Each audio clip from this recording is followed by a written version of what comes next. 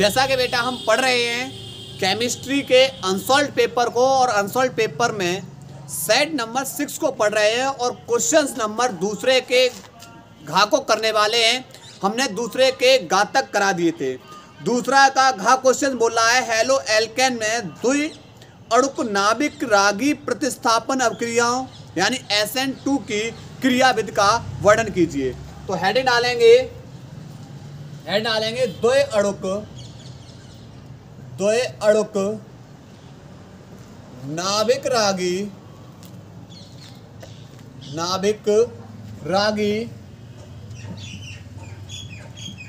प्रतिस्थापन अभिक्रिया। द्वि अणुक नाभिक रागी प्रतिस्थापन अभिक्रिया अर्थात इसे बोलते हैं SN2। क्या बोलेंगे? SN2। देखो क्या होती है द्वि अणुक जो नाभिक रागी प्रतिस्थापन अभिक्रिया होती है, यह एक पद में संपन्न होगी और इस अभिक्रिया का वेग अभिकारक अणु यानी उसके क्रियाधार तथा नाभिक रागी की सांद्रता पर निर्भर करता है। अर्थात जैसे एग्जाम्पल समझते हैं, यहां पर एक एग्जाम्पल लिया, ये इसमें लिया जाता है 1 डिग्री। इसमें कौन लिया जाता है? इस SN2 अभिक्रिया के अंदर लिया जाता है 1 degree alkyl halide, 1 degree alkyl halide. और ये हमने ले लिया ब्रोमो मेथेन, और इस पर आक्रमण कराएंगे किसका? नाभिक रागी यानी OH का आक्रमण कराएंगे। तो OH का आक्रमण कराएंगे तो यह OH आक्रमण करेगा पीछे से, इस कार्बन पर आक्रमण किधर से करेगा? पीछे से आक्रमण करेगा। तो कार्बन पर जब पीछे से आक्रमण करेगा तो OH जुड़ेगा, और इस कार्बन से कौन जुड़ा हुआ है? Br, इस पे भी माइनस H, और यहां पर ये रहा H और ये रहा H। अर्थात ये वाली जो अवस्था बनेगी, यह बनेगी संक्रमण अवस्था। इसे बोलते हैं मध्यवर्ती। क्या बोलेंगे? मध्यवर्ती। नाभिक रागी इस क्रियाधार पर आक्रमण करेगा, पहले क्या बनाएगा? मध्यवर्ती। क्यों? क्योंकि यह नाभिक रागी आक्रमण करेगा पीछे से। आक्रमण किधर से करेगा? पीछे से।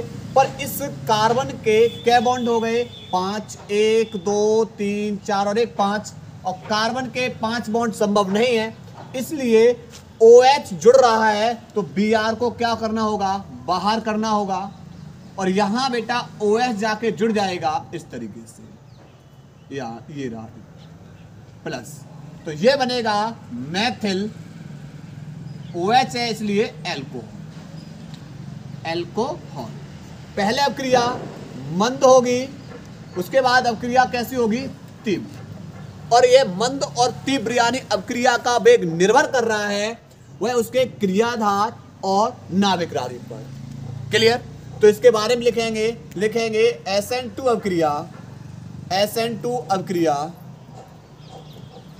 अभिक्रिया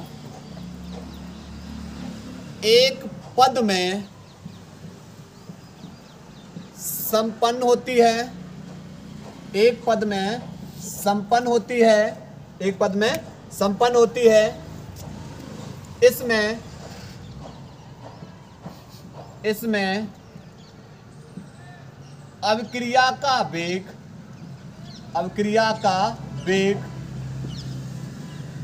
उसके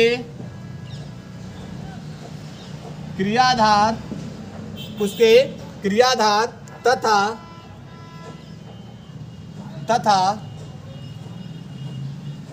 नाभिक रागी की सांद्रता पर निर्भर करता है।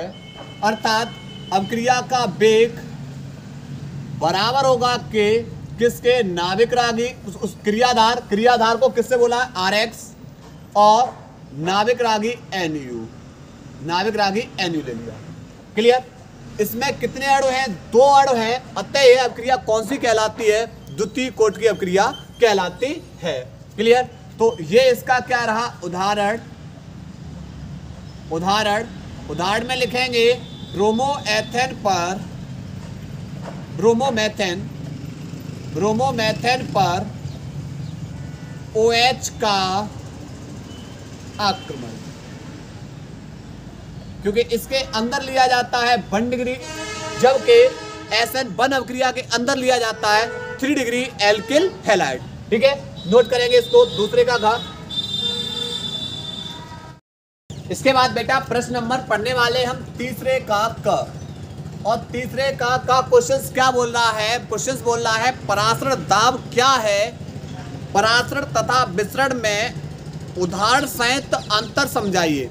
तो सबसे पहले समझेंगे किसको? परासरण दाब को। किसको? परासरण दाब के बारे में। क्या होता है परासरण दाब? देखो, विलयन को अर्धपारगम्य झिल्ली द्वारा विलायक से अलग रखकर परासरण की क्रिया को रोकने के लिए लगाया गया अतिरिक्त न्यूनतम दाब परासरण दाब कहलाता है। तो परिभाषा लिखेंगे विलयन को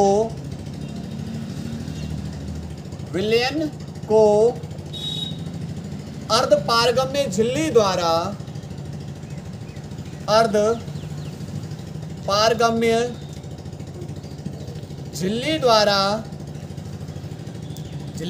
विलायक से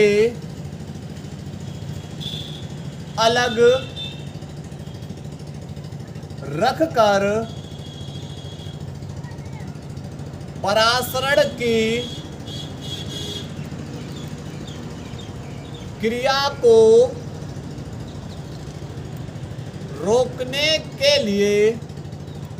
क्रिया को रोकने के लिए लगाया गया अतिरिक्त न्यूनतम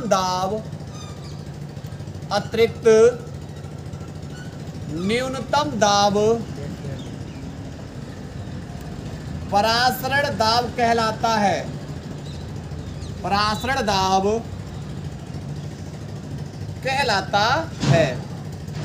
इसके बाद परासरण और विसरण में क्या पूछा है? अंतर। देखो, सबसे पहले समझेंगे परासरण के बारे में। एक पात्र लेंगे, इस पात्र के अंदर हम रख देंगे अर्धपारगम्य झिल्ली को। अर्धपारगम्य झिल्ली किसे कहेंगे? जिससे विलायक के अणु आर पार होंगे किंतु विलेय के अणु आर पार नहीं होते, तो ऐसी झिल्ली अर्धपारगम्य झिल्ली कहलाती है। तो इस अर्धपारगम्य झिल्ली से केवल विलायक के अणु तो क्या होंगे? आर पार होंगे।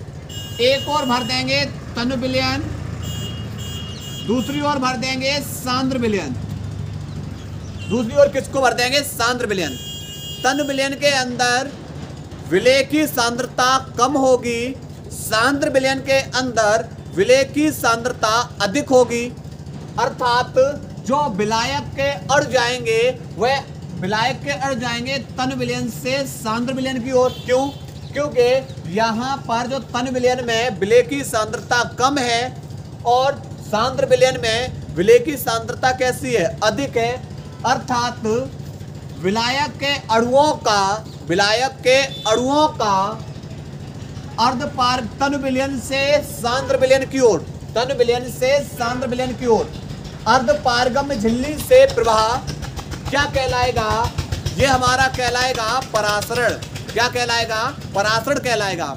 तो क्या बताया परासरण के बारे में कि तनु विलयन से विलायक के अणुओं का तनु विलयन से सांद्र विलयन की ओर अर्धपारगम्य झिल्ली में से प्रवाह क्या कहलाएगा? परासरण कहलाता है। क्लियर? तो यहाँ पर समझेंगे परासरण और विसरण के अंदर अंतर। परासरण के अंदर अर्धपारगम्य झिल्ली की आवश्यकता होती है, किंतु विसरण की प्रक्रिया में अर्धपारगम्य झिल्ली की आवश्यकता नहीं होती है। दूसरा, जो आपका परासरण है, परासरण में विलायक के अणु तनु विलयन से सांद्र विलयन की ओर अर्धपारगम्य झिल्ली में से प्रवाह करते हैं। क्या बताया, दूसरा पॉइंट मैंने बताया पराशर के बारे में, मैंने बताया कि जो विलायक के अणु हैं वह तन विलयन से सांद्र विलयन की ओर जाते हैं। किससे होकर जाते हैं, अर्धपारगम्य झिल्ली से।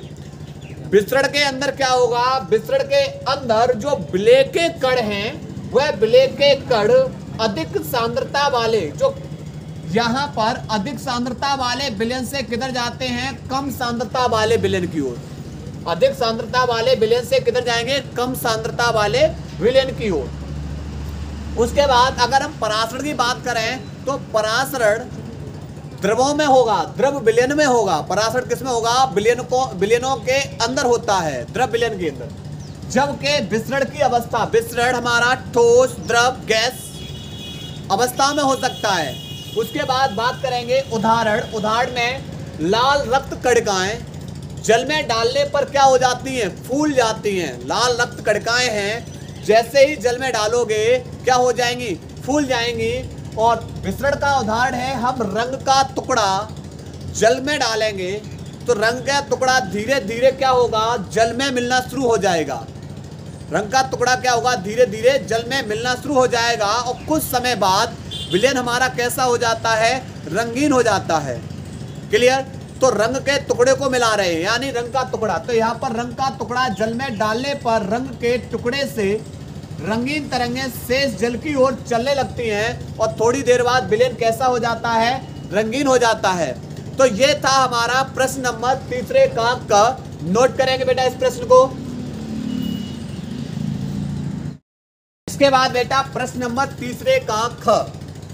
तीसरे का ख क्वेश्चन बोल रहा है फिनॉल की अम्लीय प्रकृति को समझाइए। तो समझते हैं फिनॉल की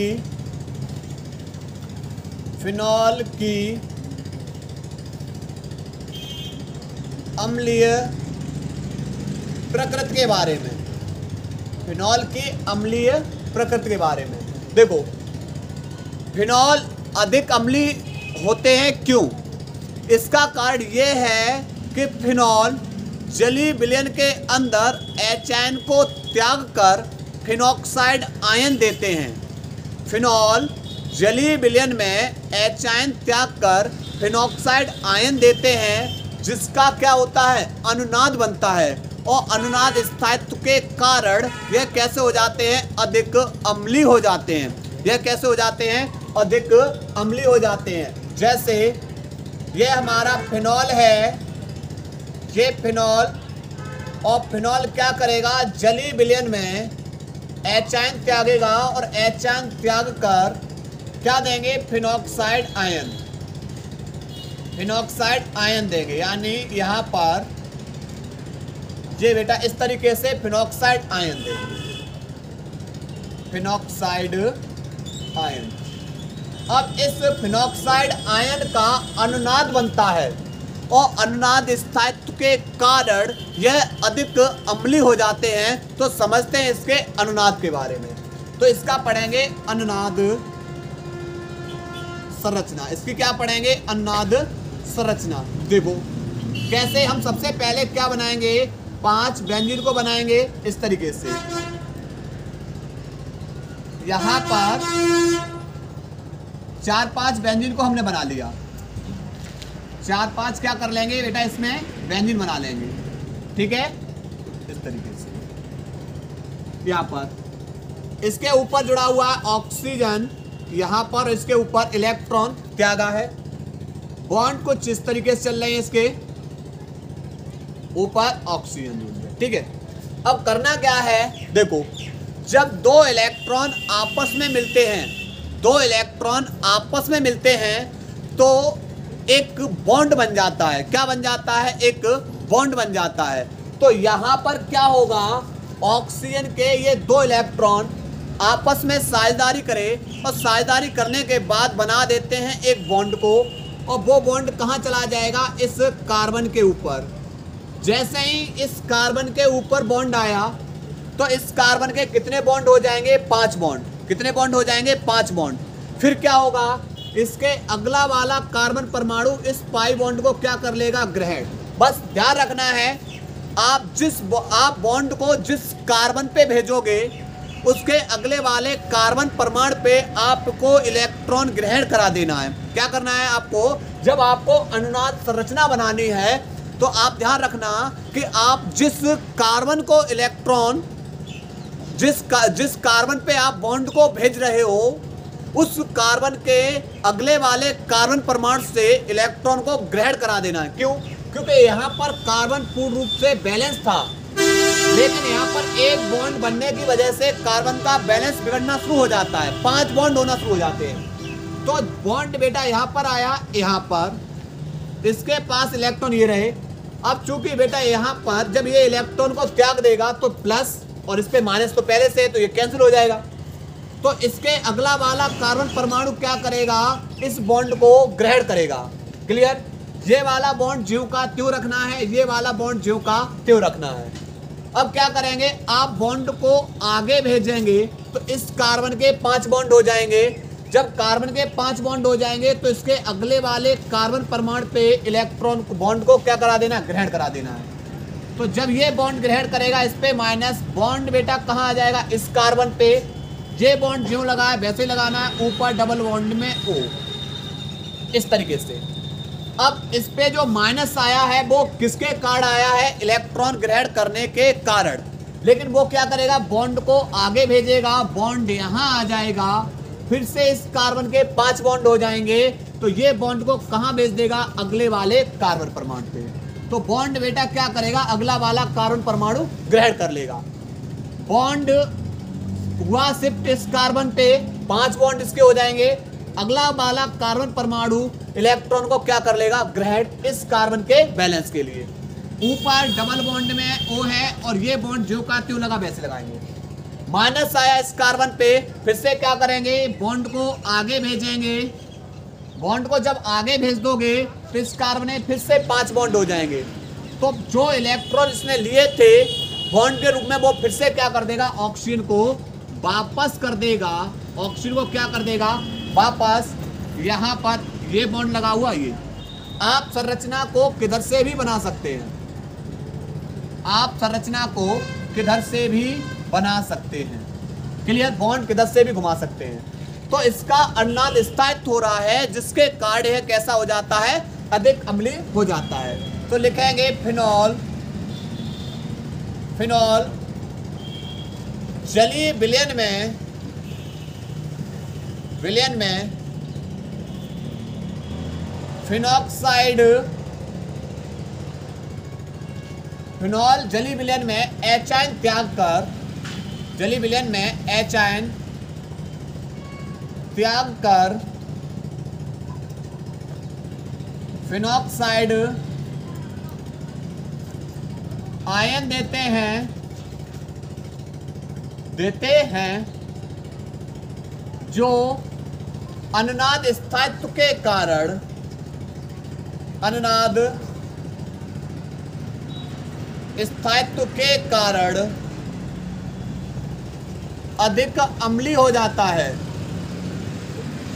अधिक अम्लीय हो जाता है। क्लियर? नोट करें क्वेश्चन नंबर 3 के खाको। इसके बाद बेटा प्रश्न नंबर 3 का ग क्वेश्चन है टॉलेन अवकर्मक क्या है? एल्डिहाइड की टॉलेन अवकर्मक के साथ अवक्रिया का रासायनिक समीकरण लिखिए। सबसे पहले समझेंगे टॉलेन अवकर्मक। टॉलेन अवकर्मक क्या है? टॉलेन अवकर्मक देखो, टॉलेन अवकर्मक कहते हैं सिल्वर नाइट्रेट की अमोनियम हाइड्रोक्साइड के साथ क्या कराएंगे? क्रिया कराएंगे। निर्माण होगा सिल्वर हाइड्रोक्साइड का जो अमोनिया के साथ क्रिया करके टॉलेन अवकर्मक का निर्माण करता है। कैसे? देखो, सबसे पहले सिल्वर नाइट्रेट AgNO3 की क्रिया करेंगे किसके साथ? अमोनियम NH4OH, अमोनियम हाइड्रोक्साइड के साथ। अब देखो Ag पे प्लस OH को लेकर बाहर होगा, AgOH प्लस NH4 लेकर बाहर होगा, NH4 लेकर बाहर होगा NO3 को। ऐसा कैसे? क्योंकि Ag पे प्लस, NO3 पे माइनस, NH4 पे प्लस और OH पे माइनस। अब ये AgOH क्रिया करेगा अमोनिया के साथ और बनाएगा संकर लवण।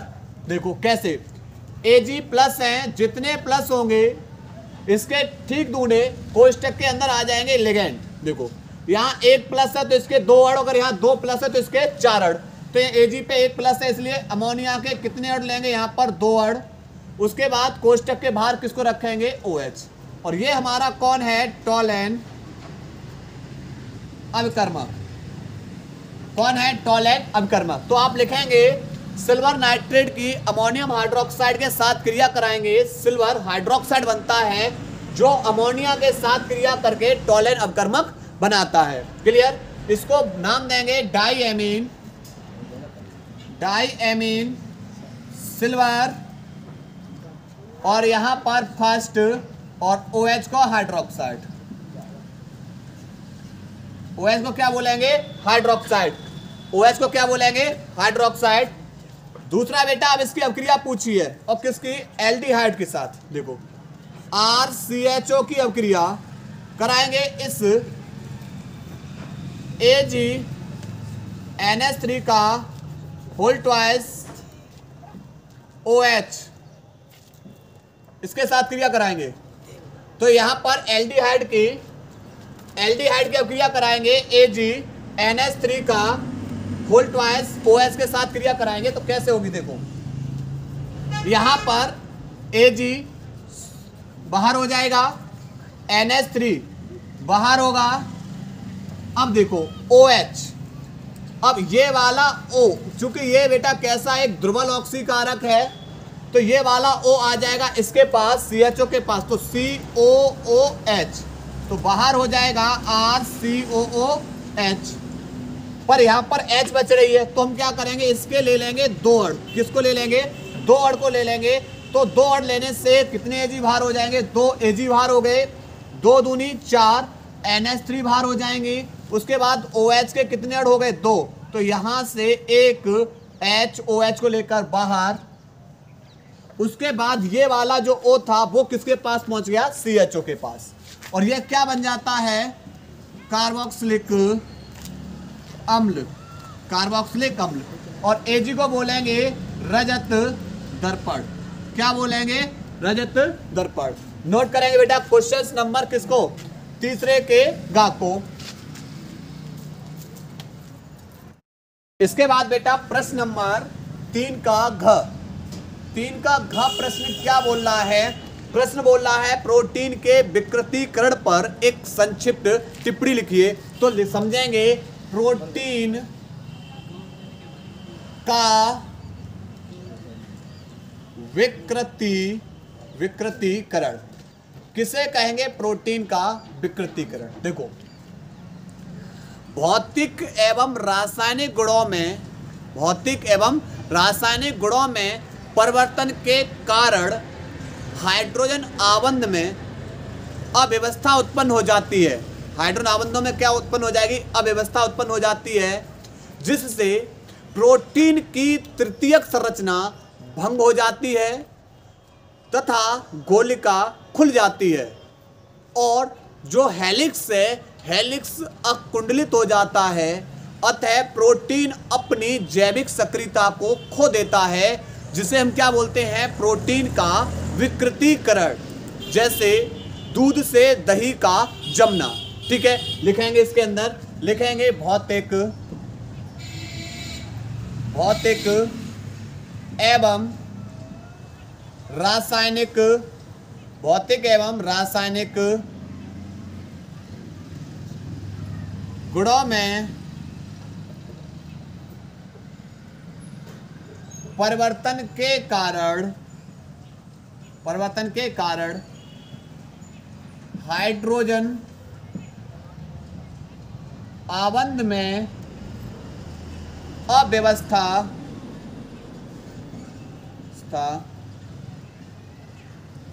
उत्पन्न हो जाती है तथा प्रोटीन की तृतीयक संरचना भंग हो जाती है,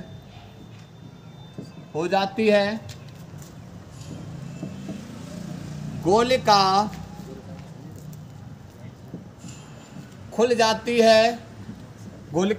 खुल जाती है तथा हेलिक्स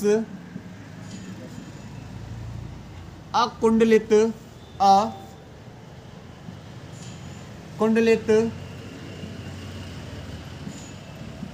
हो जाती है। हेलिक्स अकुंडलित हो जाती है। अतः प्रोटीन अपनी जैविक सक्रियता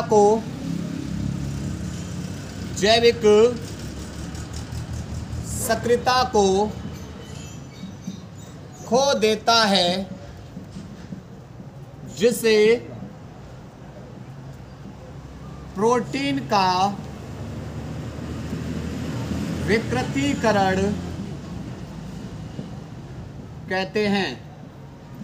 विकृतीकरण कहते हैं। जैसे दूध से दही जमना किस अम्ल के कारण है? लैक्टिक अम्ल के कारण। क्लियर? क्वेश्चन नंबर तीसरे का नोट करेंगे।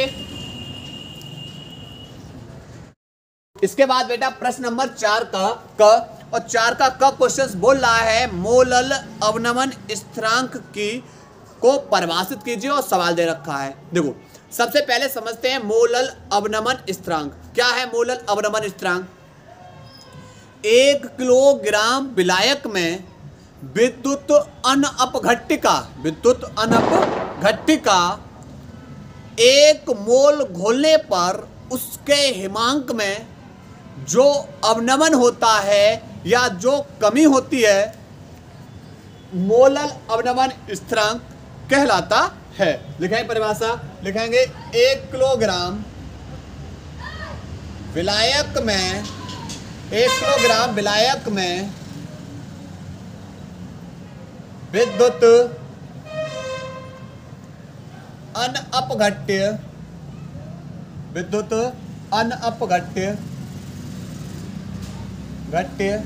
का 1 मोल घोलने पर उसके हिमांक में जो अवनमन होता है उसे मोलल अवनमन स्थिरांक कहते हैं। मोलल अवनमन स्थिरांक कहते हैं। क्लियर? इसे Kf से प्रदर्शित करते हैं। ठीक है। इसके बाद बेटा सवाल दे रखा है 25 ग्राम एथिलीन ग्लाइकोल के। देखो सवाल दे रखा है, क्या है दिया है 25 ग्राम एथिलीन ग्लाइकोल। जो मात्रा कम है उसे विलेय से, जो मात्रा ज्यादा है उसे किसे लिखेंगे? जो मात्रा कम है वह विलेय, जो मात्रा ज्यादा है वह विलायक। विलेय को स्मॉल w से और ज्यादा मात्रा उसे कैपिटल W से। तो 25 ग्राम एथिलीन ग्लाइकोल है और इसका हमें चाहिए अणुभार। क्या चाहिए? अणुभार। फॉर्मूला है C2H6O2। देखो एक कार्बन का 12, 2 कार्बन है 2 से मल्टीप्लाई, एक हाइड्रोजन का 6, एक हाइड्रोजन का 1, पर ऐसे हाइड्रोजन है कितने? 6 से मल्टीप्लाई प्लस एक ऑक्सीजन का 16, पर ऐसे ऑक्सीजन है कितने? 2। तो देखो 12 दूनी 24 प्लस 6 एकम 6 प्लस 16 दूनी 32। तो 24 और 6 30 और 32 62। यानी इसका जो अणुभार निकला वो कितना निकला? 62। उसके बाद बेटा क्या कितने में घोलना है? 300 ग्राम जल में। कैपिटल W 300 ग्राम जल में घोल रहा है। और जलीय विलयन में हिमांक की गणना कीजिए। जलीय विलयन में हिमांक की गणना करनी है यानी TS की गणना करनी है। जल के लिए मोलल अवनमन स्थिरांक यानी Kf बराबर दे रखा है 1.86 केल्विन किलोग्राम मोल इनवर्स। उसके बाद फिर दे रखा है जल का हिमांक, चलो वो उसकी बात रही। सबसे पहले हम निकालेंगे डेल्टा टी एफ, हिमांक में अवनमन कितना हुआ, तो डेल्टा टी एफ बराबर के एफ इंटू में स्मॉल डब्लू इंटू 1000 बट्टे कैपिटल डब्लू इंटू में एम ए। लगाएंगे के एफ का value 1.86 into small W 25 into में 1000 बट्टे कैपिटल डब्लू कितना है 300, अड़भार कितना निकला इसका 62, कितना निकला 62। देखो 1 2 1 2, ठीक है। अब यहां से बेटा क्या होगा, 3 से कट जाएंगे, यहां पर नहीं, चलो यहां से क्या कर रहे हैं, दशमलव हटाएंगे, नीचे 2 जीरो और बढ़ा लेंगे, तो 1 जीरो से 1 जीरो और कैंसिल हो जाएगा। 25 का मल्टीप्लाई कर देंगे, 25 सिक्का 150, 25 अट्ठे 200 और 15 215, 25 से कम 25 और 21, 4 और 1 5, 25 और 21 हो जाएगा 46 बट्टे यहाँ पर 3 दूनी 6 और 3 18 और 1 जीरो, ठीक है। इस जीरो से ये जीरो भी कैंसिल हो जाएगी, ठीक है।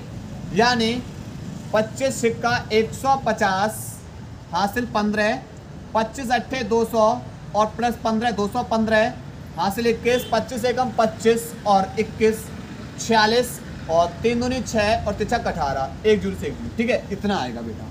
अब करना क्या है, 186 का भाग कर देंगे 450 के अंदर,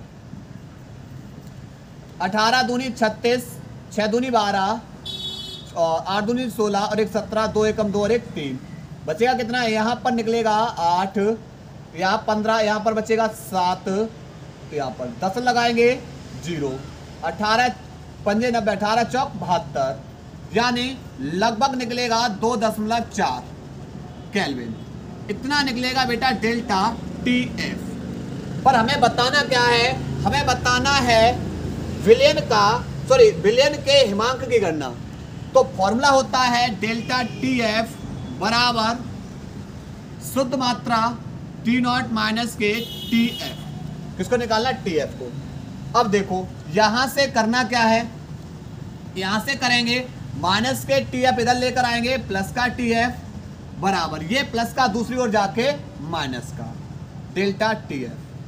अब यहां पर टी नॉट शुद्ध जल का हिमांक दे रखा है 273.15 माइनस डेल्टा टी एफ का वैल्यू है 2.4, घटा देंगे 273.15, दशमलव के नीचे 0.4 और यहाँ पर 2 जीरो, 5 11 में से 5 4 गए 7, उसके बाद यहाँ पर बचेगा 200, यानी आंसर आएगा 270.75 केल्विन। क्लियर, ये हमारा इसका क्या रहा, आंसर रहा। नोट करेंगे 4 के का को